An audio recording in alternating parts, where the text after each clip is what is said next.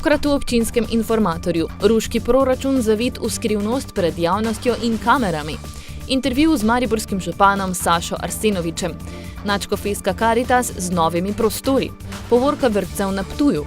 Tradicionalno postovanje Zveze prijateljev mladine Maribor na Trgu Svobode. Na Ptuju pokopali pust.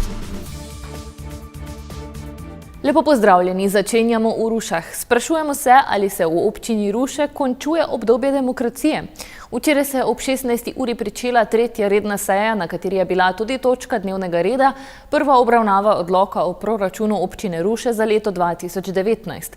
A še preden se je zares začelo, je županja Urška Ripolusk zahtevala, da snemalci po prvih 15 minutah seje s snemanjem prekinejo. Tako so morali snemalci ob 16. uri in 15 minut prenehati snemati. Točno takrat, ko se je začela obravnava proračunov v prvem branju. Torej, interes nove oblasti ni, da bi bili občani občine Ruše objektivno obveščeni o tem, kaj se dogaja skozi celotno sejo, ampak bo županja izkoriščala 25. člen poslovnika občinskega sveta občine Ruše, kjer ona določi, kaj se lahko snema in kaj ne. Naj bi povedala, da v skladu z 25. členom zagotavljanja javnosti seje bo dovoljeno zvočno in slikovno snemanje seje do 15:04, potem prosim, da se kamere ugasnejo oziroma umaknejo. Nad tem dejstvom so ogorčeni tudi v Društvu novinarjev Slovenije, saj je predsednica mnenja, da se prav s pogledom novinarjev v delu županov in svetnikov zagotavlja, da si oblast ne dovoli spornih praks. Če ni česa skrivati in ni nič spornega, gotovo tudi sama ne bi smela imeti razloga za skrivalnice. Meni se zdi temeljni princip delovanja občinskih svetov javni vpogled v njihovo delovanje. In če se županja ali župan na točki, ko odloča o občinskem proračunu, odloči, da zapre sejo za javnost, lahko to označim za sporen, če ne celo za nevaren proces v smislu delovanja neke demokracije. Seveda imajo občine svoje poslovnike in pravila, v katerih lahko omejujejo odprtje sej za javnost ali snemanje in torej določijo pač kriterije, po katerih se te seje lahko zaprejo. Ne vidim pa razloga pri sprejemanju ključnega temeljnega akta, ki zadeva porabo javnega denarja. Tu pa res ne vidim nobenega utemeljenega razloga, da bi javnost izključevali ali prepovedovali snemanje.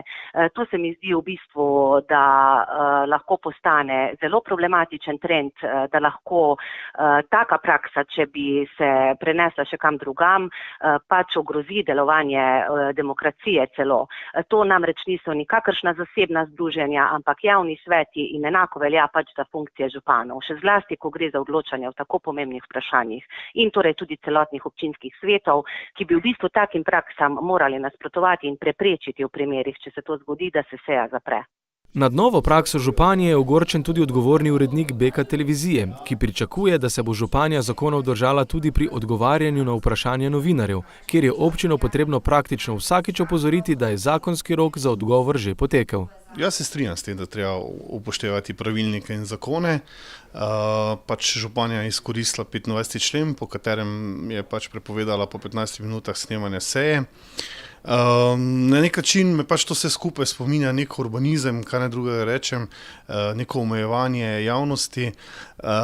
Se pa na nek način tudi sprašujem, ali pa bi rekel tako, dobro bi bilo, če bi tudi županja se držala pravilnikov in zakonov, ko naši novinarji pošiljajo vprašanja in v zakonskem roku bi lahko županja odgovarjala na ta vprašanja, ne pa da jo konstantno pominjamo, da ni v zakonskem roku tega naredila, ali pa celo tega sploh ne naredi, pa moramo poslati vprašanja informacijski pooblaščenki. V drugi strani bi pa rekel to, če nekdo nima kaj skrivati, potem pač ne skriva, Vse kaže, da občani Ruš na takšen način ne bi nikoli izvedeli, da so včerajšnjo tretjo redno sejo protestno bojkotirali praktično vsi svetniki opozicije. Svetniki liste Za Združena akcija, svetnica Desusa in oba svetnika neodvisne liste Za varnost in pomoč. Prišlo je do tega, da v predlogu proračuna noben nas ni niti vprašal za to, kar pač so neki predlogi svetniških skupin oziroma strank.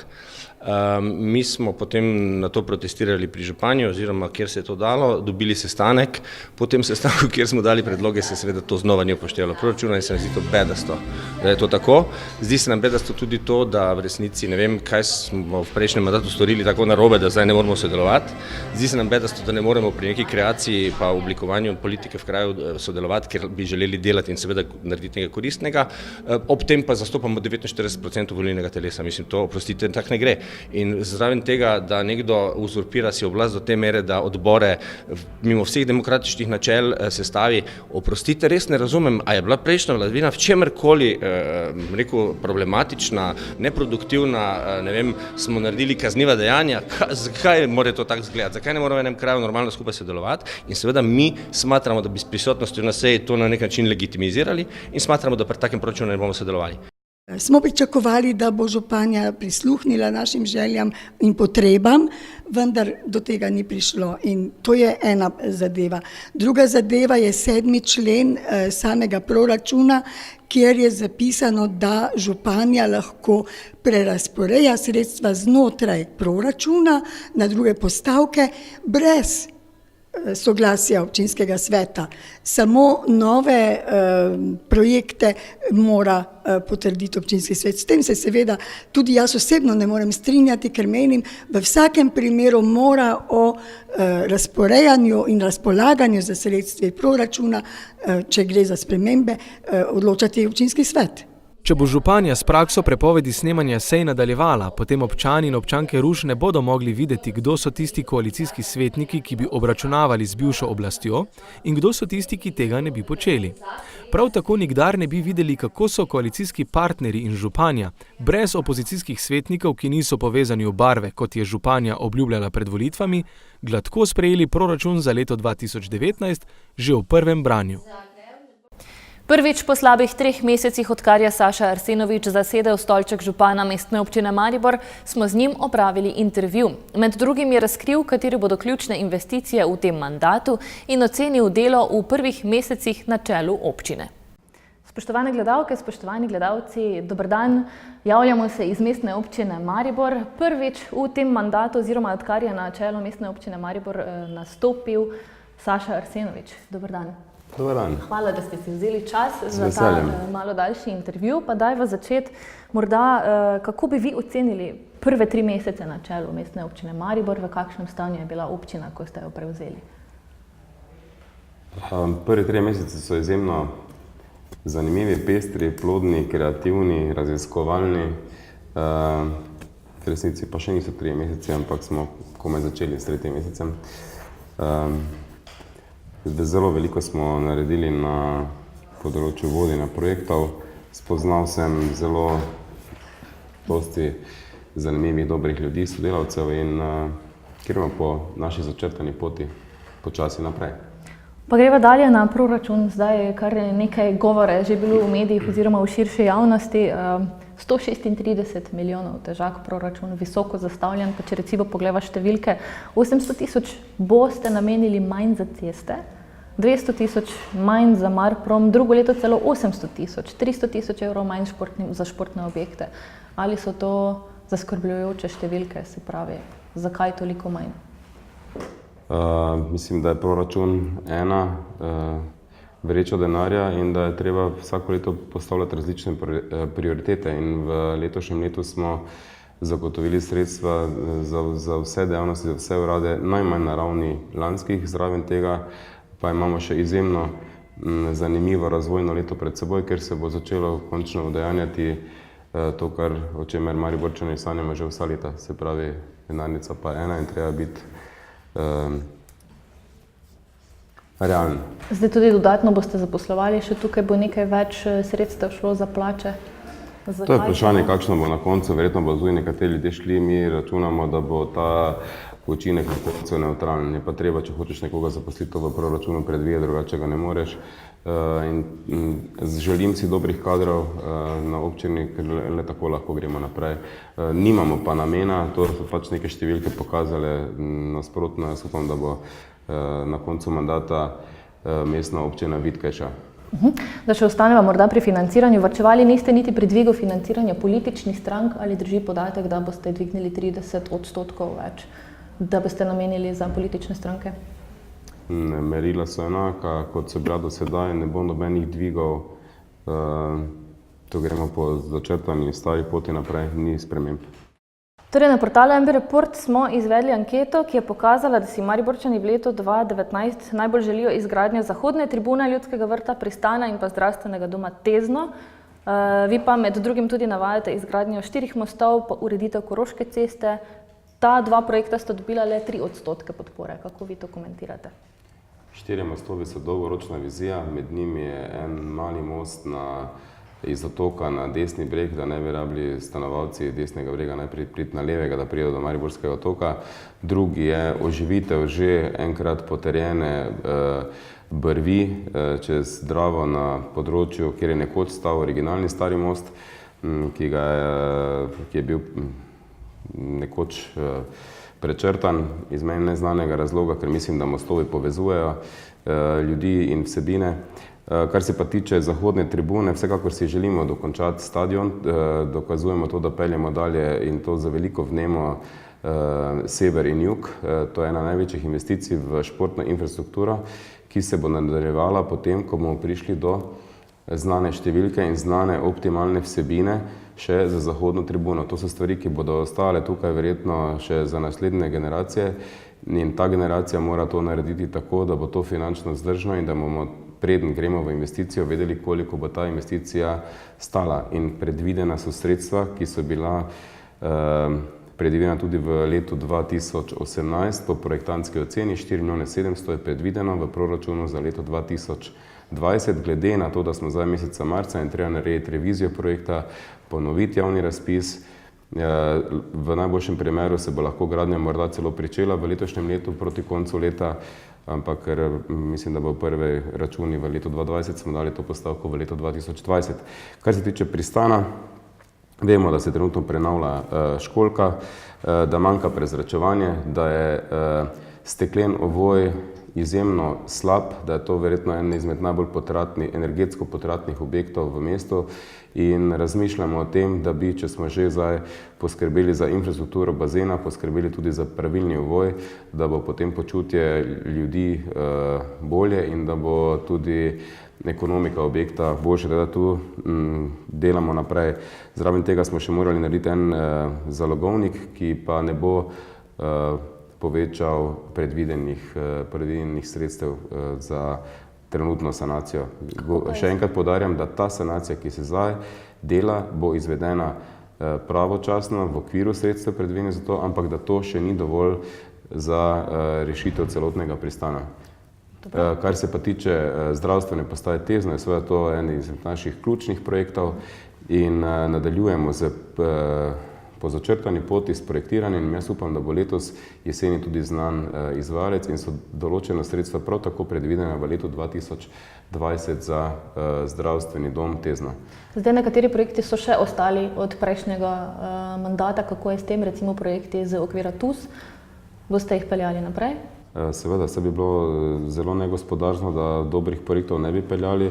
Težava je bolj v tem, da so ti projekti bili relativno slabo vodeni in da se zdaj v zadnjih 2 mesecih z mojimi sodelavci v glavnem ukvarjamo s tem, kako tega denarja, ki je bil v Mariboru v razrezu med mestnimi občinami dodeljen, tudi dejansko počrpali. In to je zdaj naša prioriteta, ker glede na proračun in glede na razvojni potencial, ki ga ima naš proračun, ki je izredno majhen, je največjo dodano vrednost lahko naredimo z evropskimi sredstvi in to je naš zdaj največji fokus, da nam se to ne bi odpeljalo v kakšno drugo mesto. Torej, ključne investicije v tem mandatu bodo?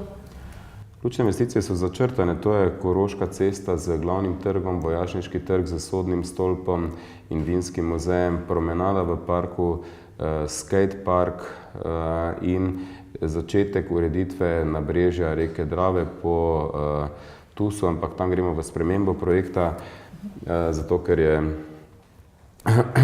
bil izbran projekt izjemno drag in nam je z 9000 kvadratnimi metri lesa prekrival v veliki meri reko Dravo, ki je naš privilegij in jo imamo radi in jo ne rabimo skrivati pred nikomer. Zato bomo to investicijo, ki bi tudi povzročila ogromne stroške letnega vzdrževanja, spremenili v nekaj, kar ne bo potrebovalo takšnega vzdrževanja, se pravi v eno mestno tlakovanje. Že delamo revizijo projekta, natečaj bo šel tudi za to, tako da računam, da bomo sredstvi, ki so bila predvidena za ureditev nabrežja reke Drave, pri tem pa se je pozabilo povedati, da gre samo za 500 metrov med sodnim in vodnim stolpom, da bomo zdaj lahko s tem istim denarjem ureditev nabrežja bistveno povečali in da bo reka Drava čez 4 leta postala nam bistveno bolj blizu z ureditvijo tega športno-rekreacijskega obroča od Maličniškega mostu do Mariborskega otoka.